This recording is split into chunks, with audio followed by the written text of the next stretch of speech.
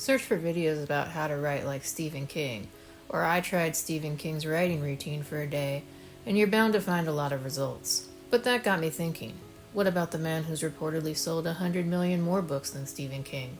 Please welcome Dean Koontz, folks. Dean. So I set out to try and understand what makes the master of horror, Dean Koontz, so good at what he does. I just needed to figure out what exactly makes the magic happen. I started out trying to dress the part. I noticed quickly that Dean Koontz loves button-down shirts, so I began there.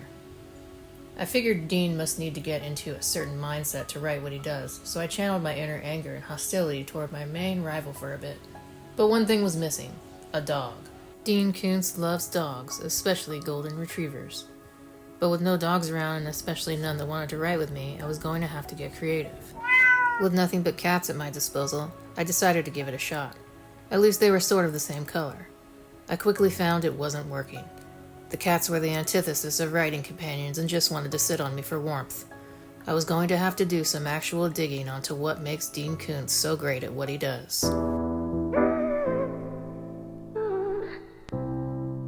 So what does it take to sell over 500 million books? Well, today we're going to talk about Dean Koontz, author of such novels like Odd Thomas, Intensity, and Phantoms.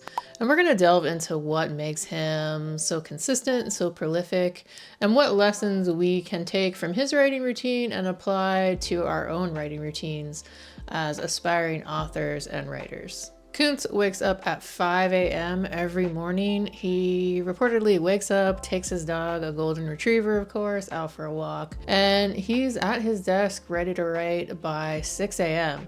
He writes about 10 to 11 hours per day, and he's quoted as saying he skips lunch because it makes him feel foggy. Imagine being so dedicated that you're like, whoa, sandwich, you're holding me back. Well, that's Dean Koontz for you. So what's the first lesson that we can learn from Dean Koontz's writing routine? It's of course that routine itself is what you need to establish, and consistency is really going to save you, especially when your motivation is lacking or anything else like that that might get in the way.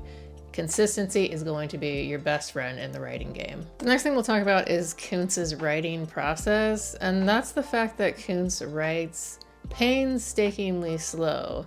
He said himself that he'll redo a page 20 to 30 times until he can get it right. Everything has to be perfect. That is really the opposite of what most of us, myself included, tend to do, which is to get the messy first draft out of the way first. And here's another lesson that we can learn. It's basically that is the process that works for Dean Koontz.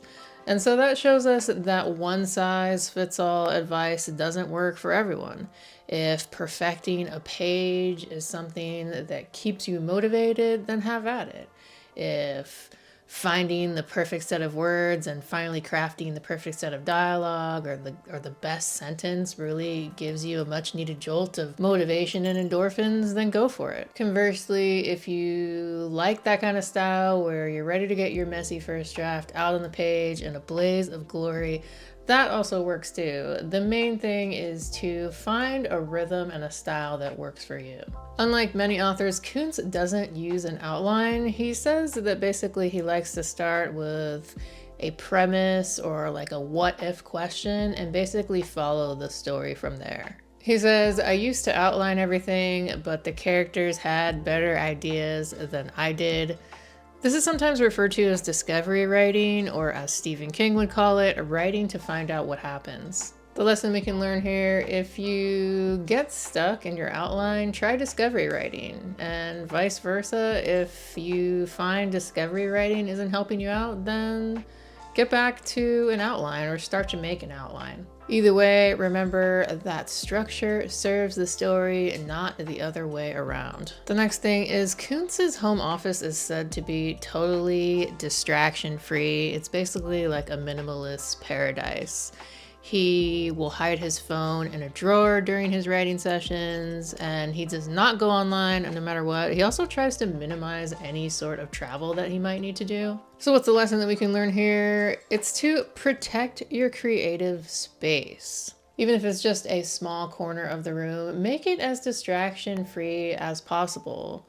Also, consider blocking off creative chunks of time where you silence notifications, you don't go online, you don't respond to anything. I think that kind of distraction-free writing will really allow your imagination to kind of flourish and for you as a writer to disappear into your fictional world. You'd think after selling 500 million books, Dean Koontz would be at the top of the world. He'd think he was the best writer ever. But he's reportedly said that he has like the least amount of self-confidence of any writer that he's ever met. And so basically what this means is that because he doesn't have that kind of confidence of someone who has sold 500 million books, he can never essentially phone it in. He's always doing his best to write the best book that he possibly can.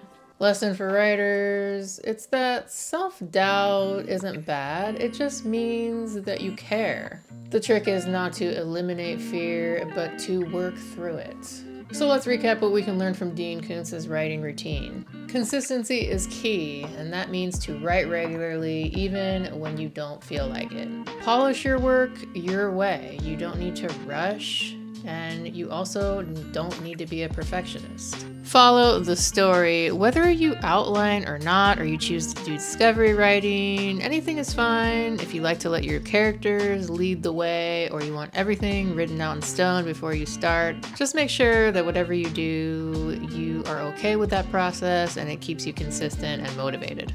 Next up is limit distractions. Protect your writing space, both physically and mentally. And finally, respect the doubt. Fear doesn't mean that you're bad, it means that you care. So as long as you're able to work through it and stretch yourself a little bit of fear is a good thing.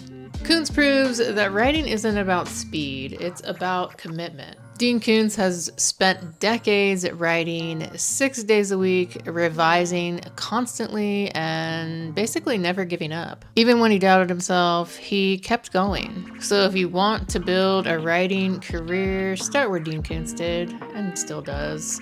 At your desk, ready to write one sentence at a time.